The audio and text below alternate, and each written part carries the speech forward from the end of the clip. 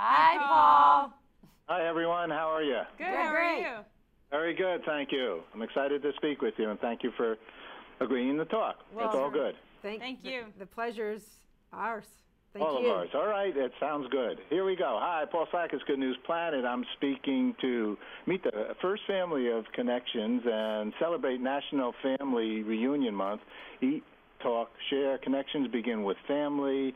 We're with author Pam Anderson. Hi, Pam. How are you? Hey, Paul. And you've written an acclaimed cookbook, and you're here with your daughters, Maggie Keat. Hi, Maggie. Hi there. And Sharon D'Amelio. Hi, Sharon. How are you? Good. All right, the media mavens, it says here. I don't know about that. That's a old Yiddish term. All right, media mavens behind ThreeManyCooks.com. Okay. Yeah. I thought, well, I know that's your name, but isn't there too many cooks in the kitchen? How can you have three many cooks? Well, that's how the title of our blog came about. We were on vacation trying to figure out the name of what this was going to be, and I think we all said too many cooks in the kitchen, and then Maggie, I believe it said three many cooks, and I was like, yep, that's it. It's perfect. So can three many cooks work in a kitchen? Yes. Obviously you can. Yeah, you can. If you know each other well and you establish a good kind of groove, everybody's got their roles, and you just kind of move around each other. And you don't get offended with anybody. You got to take the blows and not just let it all roll off your back. There you go. Isn't there something called In the Weeds? Yeah. We get there too. Yeah, we do.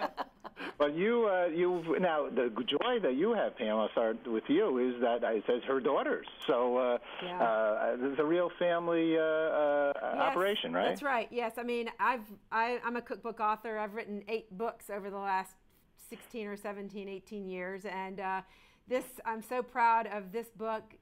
The three of us wrote it together. It was originally designed to be a cookbook. That's what we proposed. But when our editor read our stories and the stories behind the recipes, she wanted to switch it around and wanted us to tell our story. So you get a great book that you can take and read in bed, and then you can get up the next morning and inspired and take it to the kitchen and cook from it too.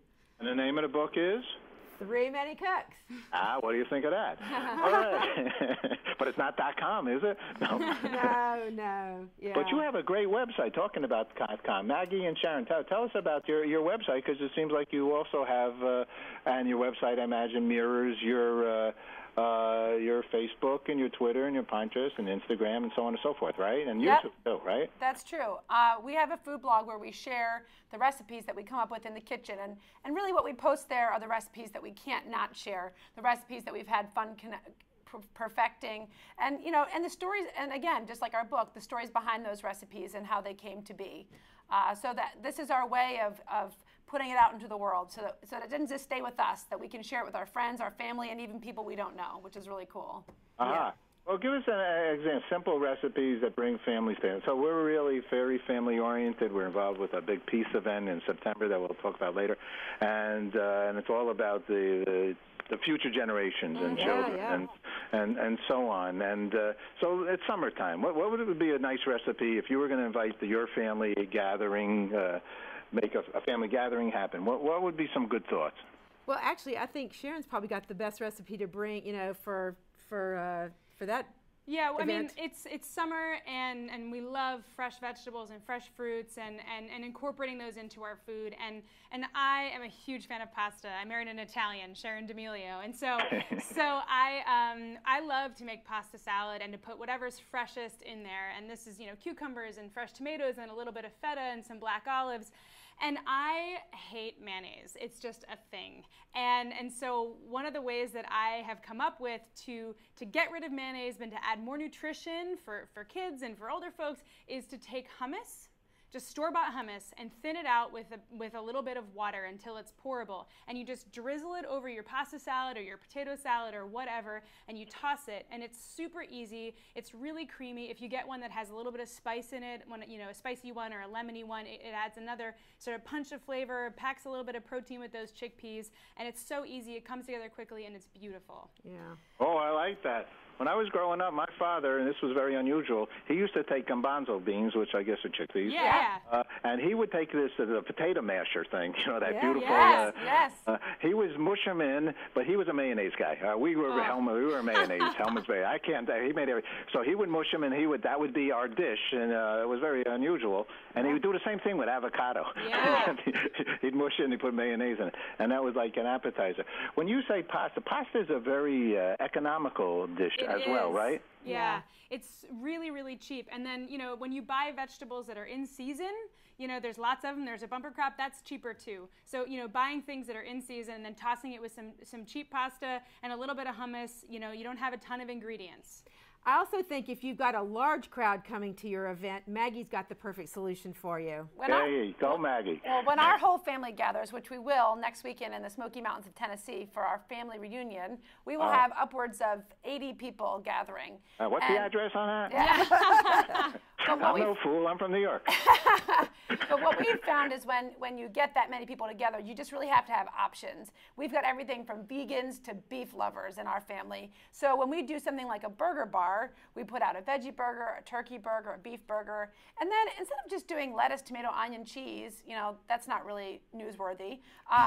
We like to put out things like pickled onions, pickled peppers, relishes, tzatziki, guacamole, and my favorite personally is a turkey burger with some olive tapenade hummus, just to keep things kind of interesting. And this way, everybody can just make what they want. And it's sort of hard to make everybody happy, but this is about as close as you can get. I think once you get these fun, memorable toppings going, people will remember the event more, and also it gets the dialogue and the conversation going, especially if you've got a peace event going where people don't really know each other very well. When people come up to the bar, they start looking at the other person, seeing what they're putting on their burger, and it's a people nice way start to talking get about it. Yeah. You're standing shoulder to shoulder with somebody else, and you're going through the line, and you start saying, what's that? Maybe I'll try something new. Yeah. Sounds good. I'll just throw it out there just because I've learned that maybe this is a good thing for our intestines, our insides, for fermented food like a sauerkraut and things like that. Yes, absolutely. Yeah, absolutely. Yes, pickled onions for sure, and pickled peppers, they're delicious. Kimchi? I take some sauerkraut too. Yeah, that'd be there good. You go. Could you say that pickled peppers 26 times? I will not. There's a smart woman. Yeah. All right. Yeah, I mean, the other thing too, I think, especially if you've got a big crowd coming, say people are bringing their kids to this event and so forth, is to offer a dish that's, if you're going to offer one dish, make sure it's as broad and friendly as possible, so that if you've got kids, they're 3 years old, and people up to 95 years old, that they all can appreciate and love the dish. This chiaquilla casserole, the recipe's on our website, 3minicooks.com. It's essentially tortilla chips layered with 2 tubs of salsa, cheese, black beans, corn, and no one even suspects that it's gluten-free and vegetarian. So just I think sneak that's that another in under the rug. Yeah. and delicious. Everybody loves it. I mean, who doesn't love nachos, right? Now you have on here, and it's a beautiful website as well, like a peanut butter and jam bar. That's I'm so glad you brought that up. What's the deal there? They're actually on the site. They came. We posted those just yesterday. Delicious. Again, everybody will love these. And I actually made them with coconut oil. You can make them with butter if you like, but make them with coconut oil, and they're actually good for you. So it's basically a peanut butter cookie with jam, a sandwich in between, and then some of that peanut butter dough. You crumble it on the top. It becomes the crumble topping, and man, are they delicious. Great to take to a barbecue or potluck or block party or family reunion. Let me ask you a mac and cheese question for the fun of it. Oh, that's Sharon. That's a good. Oh yeah. All right, go. How do you make it? How do I make Yeah. it? Yeah. Oh man, the best way to make mac and cheese. Well, you start out by just making a simple bechamel, which I know sounds hard, but it's just a little bit of butter, a little bit of flour, milk, and get that heated up. And then I take every random cheese in my refrigerator and dump it in. So I've done brie, cheddar, blue, and honestly, because for me, mac and cheese always lacks flavor. And if you just use like mozzarella or cheddar, you don't always get that punch. But if you use some stronger cheeses, like like a blue or like goat, really short maybe. cheddar or a goat, combined with a stretchy cheese like mozzarella, then you really get a good balance and that sort of creaminess that you're really looking for. All right, I see something that looks beautiful, and I imagine tastes beautiful. Festive deviled eggs. Oh, yes. Wow. Oh, yeah.